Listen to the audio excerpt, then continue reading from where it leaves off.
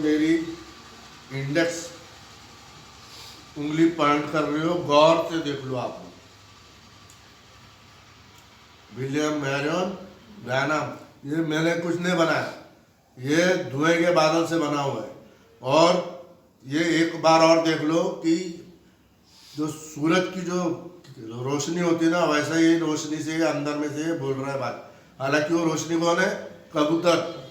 English में बताया जाता है डव, पिजन नहीं बोला जाता है, लेकिन हिंदी के अनुवाद में फाख्ता, जिसको बताते हैं ना फाख्ता, एक सफेद कलर की फाख्ता, यहाँ पे ब्राउन कलर की दिखती है वो नहीं, सफेद कलर की जो कलकत्ता में दिखेंगी आपको, कैलकाटा के अंदर में सफेद कलर का पूरा डव है। थोड़ा सा कबूतर से थोड़ा छोटा होता है वो, लेकिन पूरा सफेद रहता है और ऐसा ऐसा फड़फड़ करता है एक ही जगह पे।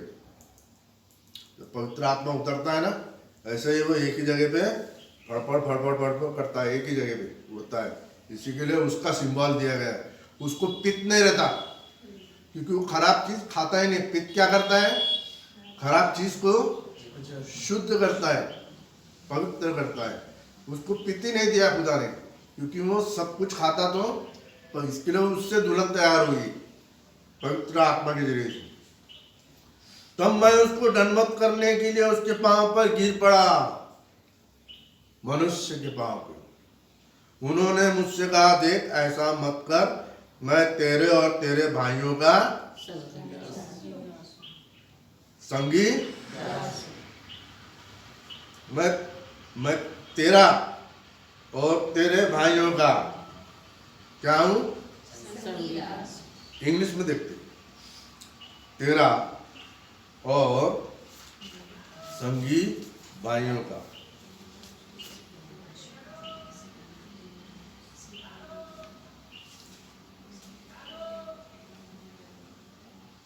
And he said unto me, and I fell at his feet to worship him. क्यों worship him? क्योंकि जो बोलता था तो वो आवाज किसकी होती थी? पवित्र आत्मा की। और वो मनुष्य दिखता था जो विलियम मैरियन ब्रैनम, तो उसको लगा यही गॉड है, लेकिन उसकी आवाज जो थी वो गॉड की थी। जब कंफ्यूजन में आ गया वो, फिर वो क्या बोलता है? I fell into his feet, see, do it not. I am thy fellow servant and of thy brethren that have the testimony of Jesus. Fellow servant माना उसके समान ही है। और कौन है? ब्रदरन। ये ब्रदरन कौन है? पास्टर्स।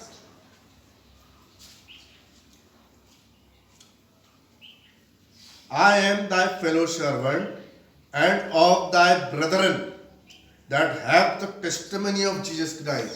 अब हम क्या कर रहे हैं? ब्रदर लोग टेस्टिमनी ऑफ जीसस क्राइस्ट को आपके सामने, पूरी दुनिया के सामने संबोधित करके बता रहे हैं बाइबल की छुपी हुई बातें। ये बात आप लोग समझ लो, ठीक है? फेलो सर्वेंट बोलता है यानी यूहन्ना, और वो एक है भविष्यवक्ता। एंड ऑफ द ब्रदरन, यानी ये जो यूहन्ना लिख रहा है और उसको बता रहा है विलियम मैरियन ब्रैनम, उसको उसके सेवक लोग, ब्रदर ब्रैनम बोलते हैं ना हम लोग, ब्रदर लोग, टेस्टिमनी ऑफ जीसस क्राइस्ट बताएंगे। Is the spirit of prophecy. एक और लाइन देखो यहाँ पे क्या लिखे हैं, for the testimony of Jesus is the spirit of his prophecy. Testimony of Jesus is the spirit of his prophecy. दो जो पवित्र आत्मा है और जो विलियम मैरियन जरिए मुंह से बोल रहा है और हम लोग जो बोल रहे हैं वो क्या है? होली स्पिरिट। और वो आवाज क्या कर रही है? स्पिरिट क्या कर रही है? यीशु मसीह की टेस्टिमनी बता रही है। Jesus is the spirit of testimony, prophecy. जो भविष्यवाणी जो बातें हो रही है आगे जो होने वाली है, जो हो गई, ये यीशु मसीह की स्पिरिट है। जो भविष्यवक्ता और यूहन्ना लिख रहा है और हम जो आपको बता रहे हैं क्या है, यीशु मसीह की स्पिरिट का मतलब क्या होता है? पवित्र आत्मा। पवित्र आत्मा क्या होता है? आग का खंबा। जो सारे आग के खंबे जो हो रहे हैं ना, ये कान के ऊपर में और जो भी है धुएं के बादल, ये प्रभु यीशु मसीह के उपस्थिति को दर्शाते हैं। देखा? फिर क्या होता है? 19वें अध्याय में कहाँ पे थे हम लोग?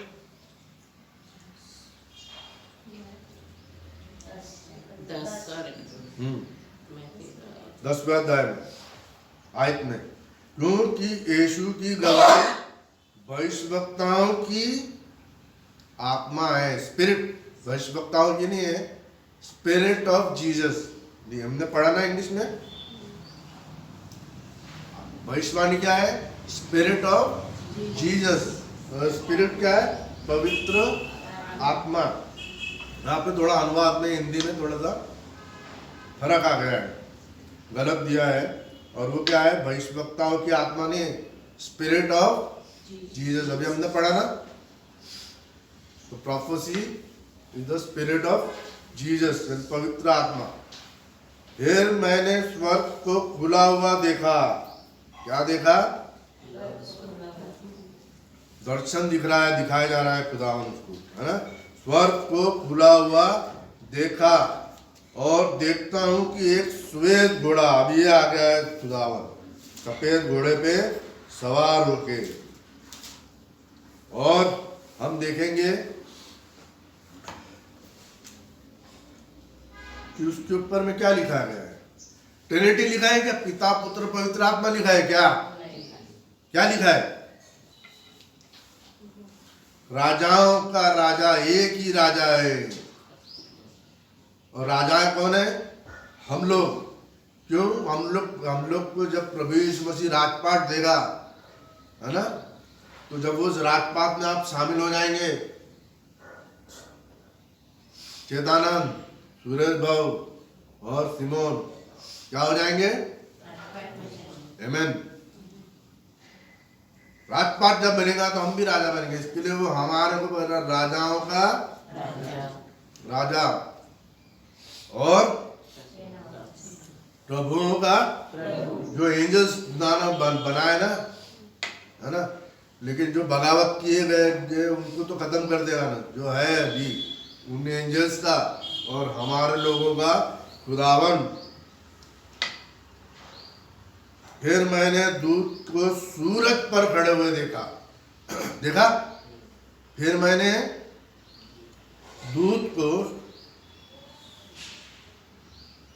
and I saw an angel standing in the sun, and I saw an angel standing in the sun, and I saw an angel, William Marion Branham, standing in the sun। वो इतना उजला बादल आग का खंबा बन गया है। ये देखिए आप लोग, आग का खंबा बन गया है। क्यों? क्योंकि ये सफेद है, सिल्वर डब है, लेकिन यहाँ पे कैसा, जब मैंने स्टील करके देखा तो क्या हो गया? वो आग का खंबा। इसके लिए क्या है? कहाँ पे खड़ा है? बीच में खड़ा है ना। मैं सोचता था उसको यहाँ क्यों खड़ा कर दिया? ये 3 महीने 4 महीने पहले की फोटोग्राफी, अभी समझ में आया जब हम ये पढ़ रहे हैं कि ये सूरज में एक जो एंजल खड़ा है वो खुदावन नहीं, ये है। देखा ना, वो ये एंजल है।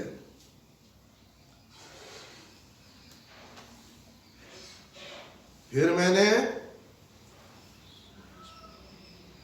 दूत को सूरज पर खड़े हुए देखा, दूत, और बड़े शब्द पुकार कर आकाश के बीच में उड़ने वाले सब पक्षियों से कह रहा है, आओ।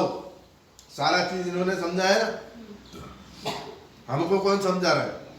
किसी की आवाज टेप के जरिए में और यूट्यूब के जरिए से और किताबों के जरिए से, बुक्स के जरिए से सारे भेद हमको ये दिखा रहा है। आओ परमेश्वर के बड़े भोज के लिए इकट्ठे हो जाओ। बड़ा भोज कौन सा है? ये दुल्हन वाला बड़ा भोज है। शादी में ब्याह का खाना बिना खाना खाने जाएंगे क्या? बोलते हैं ना बिरादियों को, कृपया करके खाना करके जाइए। इकट्ठे हो जाओ। फिर जिससे तुम राजाओं का मांस और सरदारों का मांस और शक्तिमान पुरुष का मांस और घोड़ों का और बड़े समारोह का मांस और सारे स्वतंत्र का दान और छोटे बड़े सारे लोगों का मांस खाओगे। अब वो स्त्री को जलते हुए 17 और 18 में देखे ना हमने, बड़ी वेश्या को जलते हुए राजाओं ने देखा, और राजाओं का मन खुदा ने क्या किया, उनके मन में डाला, ताकि बेटा तुम जहाँ से जिस देवी स्त्री को तुम मानते हो उसको क्या कर दो, उन्हीं के हाथ से खत्म कराता खुदावन, है ना। अब वो बचे हुए लोग क्या खत्म हो रहे, जो उस समय 17, 18 छठवां अध्याय छठी मोहर के अंतर्गत और 7 तुरी और 7 मरी और 7 क्रोध के प्यालों से जो बचे, और जो राजाएं लोग जो हंस रहे, जो जिन्होंने उस वेश्या को जलाया, कलीसिया को खुदा ने उनके मन में डाला, तो 10 राजाओं ने उनको जलाया। ये वो लोग बचे हुए लोग हैं जिसका अंत होने वाला है। जब फिर मैंने एक दूत को स्वर्ग पर खड़े हुए देखा, उसने बड़े सबसे पुकार कर आकाश के बीच में उड़ते हुए पक्षी से कहा, आओ परमेश्वर के बड़े भोज के लिए इकट्ठे हो जाओ, जिससे तुम राजाओं का मांस और सरदारों का मांस और शक्तिमान पुरुष का मांस और घोड़ों का और उनके सवारों का मांस और सारे स्वतंत्र का मांस, क्या छोटे क्या बड़े, सब लोगों का मांस खाओ। क्योंकि हम लोग ये सारे गंदगी, सड़ाहट, गंदे चर्च कलीसियाओं में से हम लोग बाहर निकले हैं, और हमने अपने खुदावन की दुल्हन के अंदर में हम लोग सब शामिल हो गए। फिर मैंने उस पशु और पृथ्वी के राजाओं और उसकी सेनाओं को उस घोड़े के सवार और उसके सेना से लड़ते हुए इकट्ठे देखा, है ना। दुल्हन इकट्ठी हो गई, खुदावन ने फिर क्या किया, इनको इकट्ठा किया, और ये मेमने से लड़ रहे हैं, तो जीतेगा कौन? वह पशु बीस्ट रोमन कैथोलिक चर्च जो बच्चे थे वो, और उनके सब झूठे भविष्यवक्ता बचे हुए,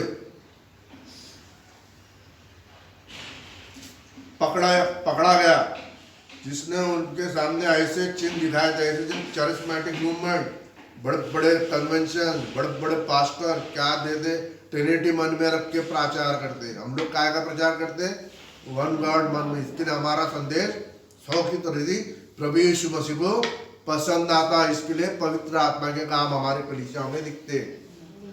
वो कौन सा माइंड में रख के प्रचार करते, वो बाजा बजाते, सॉन्ग गाते, कैरल सिंगिंग करते, अच्छे अच्छे धुन में गाना गाते। वो कौन है, किसकी उपासना कर रहे हैं? ट्रिनिटी की, शैतान की। Trinity is of the devil, 100% confirmed के द्वारा उसने उनके भरमाया, जिन पर उस पशु की छाप थी।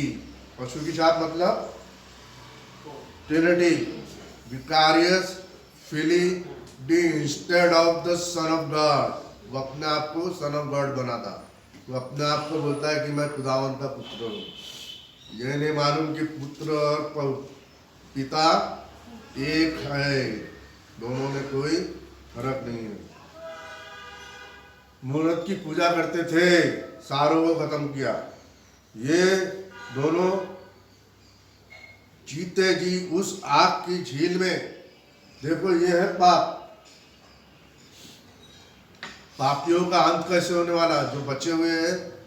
क्योंकि अभी मिलेनियम पीरियड चालू हो जाएगा, 1000 साल का मिलेनियम पीरियड चालू हो जाएगा। इसी के लिए सारा चीज़ को समाप्त कर रहा है। इसी के लिए क्या कर रहा है उसने, ये दोनों जीते जी उस आग की झील में जो गंधक से जलती है डाले जाएंगे। शेष लोग जो बचे हुए उस घोड़े के सवार की तलवार से, मुंह की तलवार से निकलती थी, मार डाले गए, और सब पशु उनके मांस से तृप्त हो गए, खत्म कर दिया। ठीक है। अब हमारा छठवीं मोहर के अंतर्गत और सातवीं मोहर शुरू होती है। सातवीं मोहर के अंदर में सारा खुदावन का हो जाता है, शैतान को बंद किया जाता है। ये यहाँ पे उसके बारे में दिया है, मिलेनियम पीरियड। ये देखो 20वां अध्याय, 1000 साल का मिलेनियम पीरियड। सातवीं तुरी के अंतर्गत और सातवीं क्रोध के प्याले के अंतर्गत, तो 7 मरी होने के बाद में सारा खेल होता है। और यहाँ पे आप देखेंगे कि 1000 साल का राज, शांति का राज, क्योंकि क्या हो गया है, शैतान को बंदी बनाया, सारे उसके दुष्ट की सेनाओं को क्या किया, खत्म कर दिया। बाकी सारे शैतानों को अथाह कुंड में बंद के उनके ऊपर में क्या लगा दिया, मोहर लगा दी चाबी के अंदर में। फिर मैंने एक स्वर्गदूत को स्वर्ग से उतरते देखा, जिसके हाथ में अथाह कुंड की कुंजी और बड़े जंजीर थे। जहां जिसकी जगह थी वो वहीं उसको डाला गया और उसको क्या किया गया, चेन से, जंजीरों से जकड़ा गया। किसको, कि वहां से निकल ही मत। हमारे खुदावन की जगह क्या है, स्वर्ग, और शैतान की जगह क्या है, अथाह कुंड। और एक बड़ी जंजीर थी, उसने उस अजगर और पुराने सांप को, पुराना सांप कौन है, डेविल,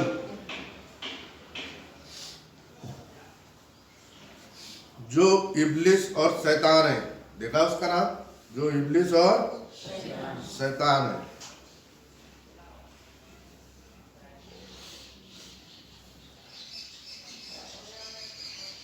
पकड़ के 1000 वर्ष के लिए बांध दिया।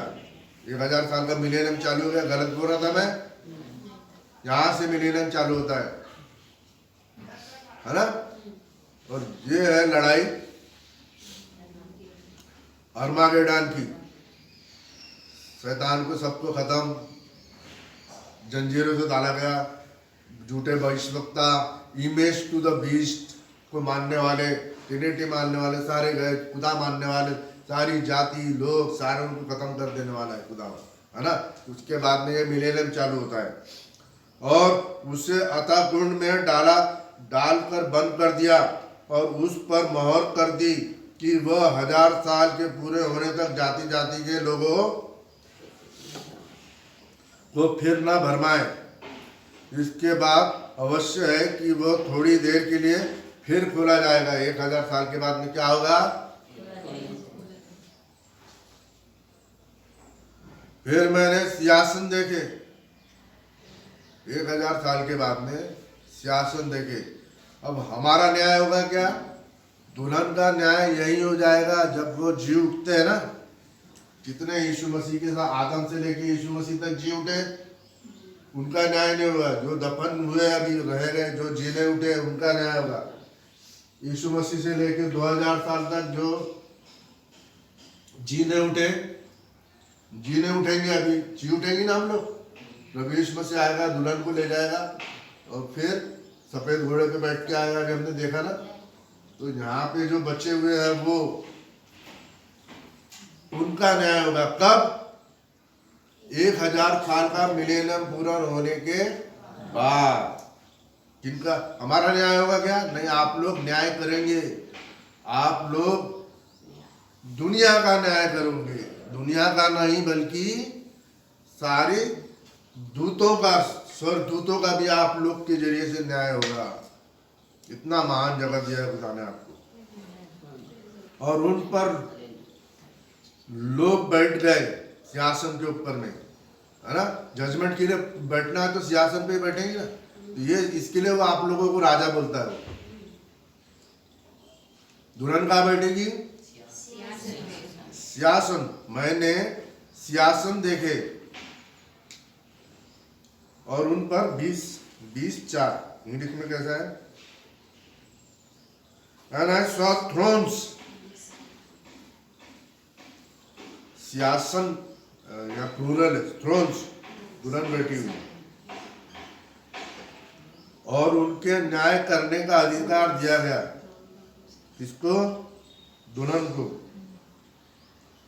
And I saw the souls of them that were beheaded for the witnesses, and उसके आत्माओं को भी देखा जिनके सर यीशु मसीह की गवाह, जहाँ पे 1,44,000 ने अपने सर दे दिए। फिर चौथे अध्याय में रिडीम किए, खुदावन के साथ में देखे, है ना। वैसे ही यहाँ से लेके यहाँ तक लोगों ने यीशु मसीह के नाम पे, बैल की आत्मा थी ना, उस समय अपने आप गर्दन दे दी, अभी भी दे रहे हैं। अब हम लोगों में क्या है, प्रभु यीशु मसीह को अपना धाम मान चुके, सारा कुछ दे दिए। हमारे को भी गर्दन मांगेंगे तो देंगे कि नहीं? प्रभु यीशु मसीह को नहीं भूल सकते हम, क्योंकि इसके बाद जो राज्य होगा वो खुदावन रिडीम किए हुए लोगों को देगा, जिन्होंने क्या किया है, अपने सरों को दे दिए। वचन के कारण काटे गए थे, क्योंकि हम लोग वचन प्रीच करते हैं इसके लिए, और जिन्होंने काटा उनका तो क्या होने वाला है मालूम नहीं।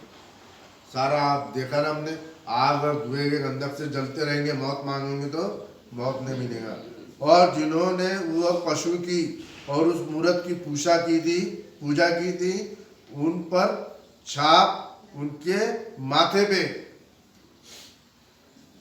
जो मेरे माथे के ऊपर में दुल्हन बनाया है खुदा ने, वो कौन है?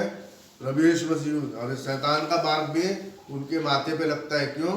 क्योंकि तुम्हारी सोच और तुम्हारा विश्वास हाथ मिलाने से वहीं के हो जाते तुम शैतान के। वे जीवित होकर मसीह के साथ 1000 साल तक राज करते रहे, जिन्होंने छाप नहीं ली ट्रिनिटी की। जब तक ये 1000 साल पूरे ना हुए तब तक शेष मरे हुए जी नहीं उठे। ठीक है, ये पहला पुनरुत्थान है, पुनरुत्थान है। ये पहला रेजरेक्शन है, पुनरुत्थान। धन्य वो है जो पहले पुनरुत्थान के भागी है। ये पुनरुत्थान के हम लोग भागी होंगे। धन्य वो है। यहाँ पे पहला पुनरुत्थान हो गया, आदम से लेके यीशु मसीह तक पहला पुनरुत्थान, है ना। फिर उसके बाद में ये भी यीशु मसीह से लेके पहला पुनरुत्थान, है ना। सारे लोग पहले पुनरुत्थान के रेजरेक्शन के भागी है। उनको दूसरी मृत्यु यानी न्याय में खड़े होने की जरूरत नहीं है, क्योंकि वो खुद स्वयं न्याय करेंगे। सियासत रखे हुए बताया गया ना, तो आपका न्याय होगा क्या? आपका न्याय यही हो गया। धन्य और पवित्र वो है जो इस पहले पुनरुत्थान का भागी है। ऐसे पर दूसरी मृत्यु का कुछ भी,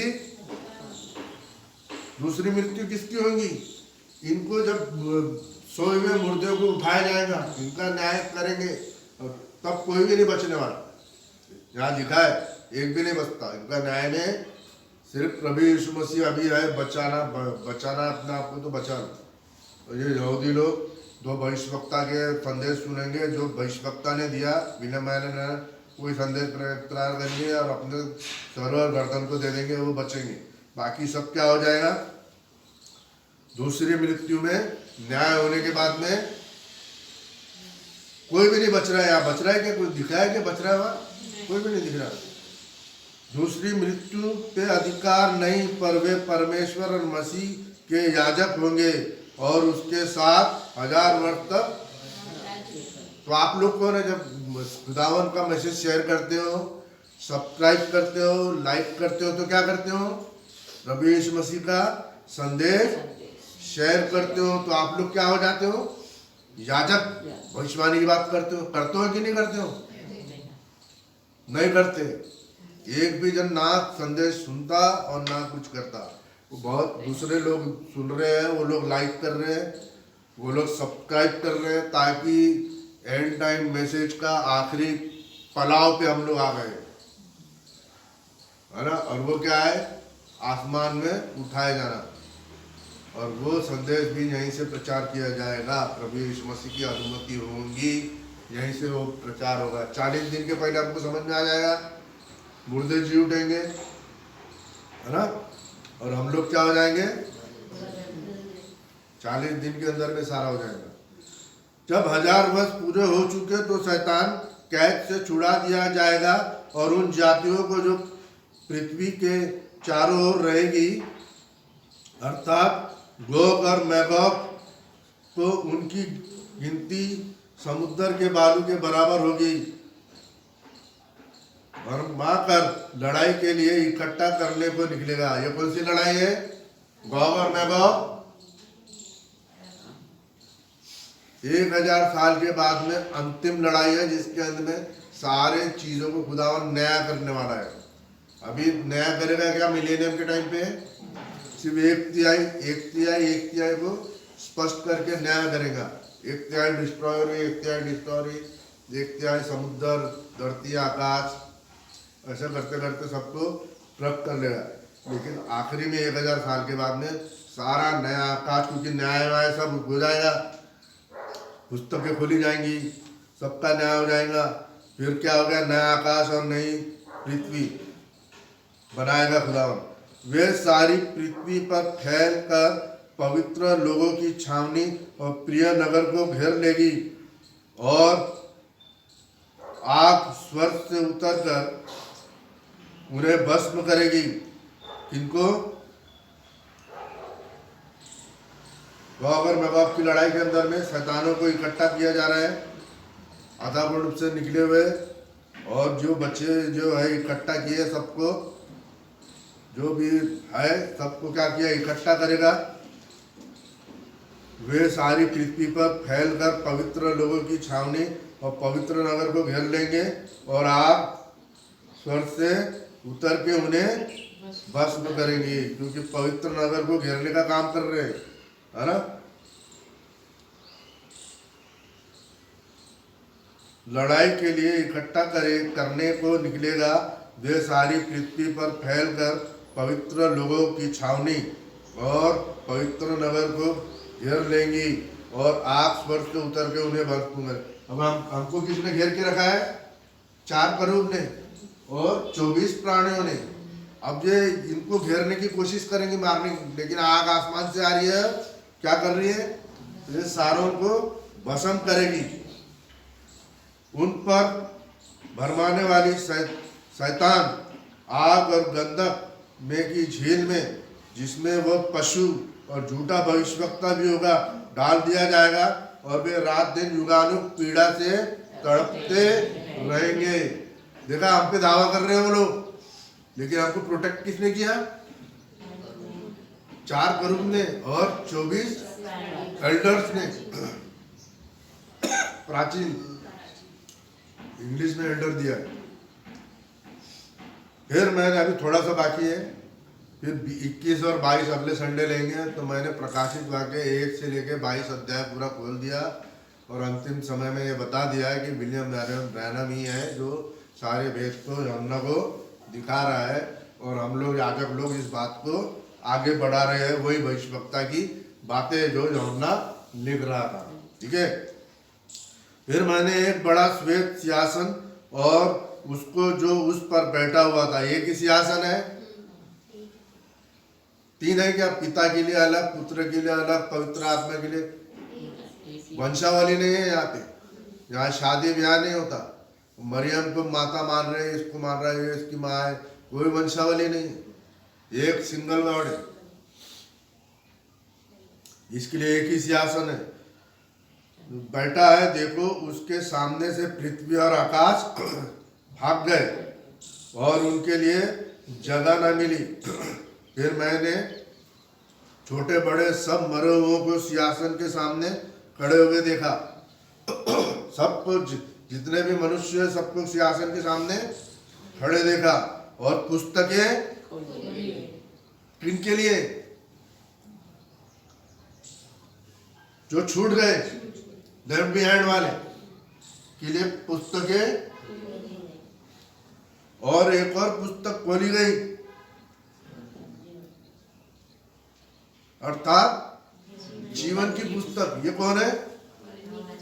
जो खुदावन के प्रोटेक्शन में है, बचे हुए लोग। एक पुस्तक किसकी है? न्याय के लिए। दूसरा जीवन की पुस्तक, जिसके अंदर में हमारे नाम शामिल है, इनका न्याय नहीं होगा। अर्थात जीवन की पुस्तक, और जैसे उन पुस्तकों में लिखा हुआ था वैसे उनके कामों के अनुसार मरे हुओं का न्याय किया जाएगा। मरे हुए का, हम लोग मरे हुए हैं क्या? जीवते खुदा के जिंदा लोगों के जिंदा खुदा बने हैं हमारा। दो पुस्तकें हैं, एक तो मरे हुओं के लिए और एक तो अनंत काल के जीवन वालों के लिए जीवन की पुस्तक लिखा है।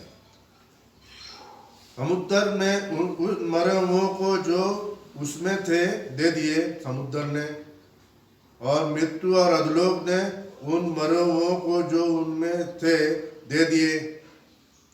अधलोक में से आए और अधलोक ने उन मरे हुओं में से जो उनमें थे दे दिए। अब मरता तो एक अधलोक में जाता है और एक पैराडाइज में जाता है, मालूम है ना? आदमी मरता तो कहाँ जाता है? इसी के लिए यहाँ अधलोक का नाम दिया गया। जो बचे हुए, जो सिलेक्टेड में ग्रुप में नहीं आए, जो मैं जीवन की पुस्तक में नहीं है, जो जीवन की पुस्तक के बाहर है, वो लोग कहाँ है? अधलोक, मरने के बाद। इसलिए कहता हूँ सच्चाई और ईमानदारी से संदेश को अपनाओ। जिंदगी के अंत के लिए, आपके लिए बाद में सारा आत्मा का जब न्याय हो रहा है तो वहां देख लो आप, वहां पे फचीती हो रही है सबकी। फिर से पढ़ता हूं, समुद्र ने अपने मरे हुए दे दिए और मृत्यु और अधलोक ने उन मरे हुए को जिनमें थे दे दिए। मृत्यु और अधलोक, इसके लिए वो जो दो चोर थे, एक ने बोला तू मेरे साथ में पैराडाइज में रहेगा, सीधे हाथ का। प्रभु यीशु मसीह ने क्या बोला? तू मेरे साथ में पैराडाइज में रहेगा। और ये कहाँ गया? अधलोक। लाजरस कहाँ था? इब्राहिम की गोद में। और धनी आदमी कहाँ था? अधलोक में। सारे अधलोक वाले भी निकाल गए, न्याय के लिए दिया गया, उन्हें भी दे दिए और उनमें से हर एक के कामों के अनुसार उनका न्याय किया गया। कोई बच रहा है क्या? कोई भी नहीं बच रहा। मृत्यु और अधलोक आग की झील में डाल दिए गए, और आग की झील दूसरी मृत्यु है।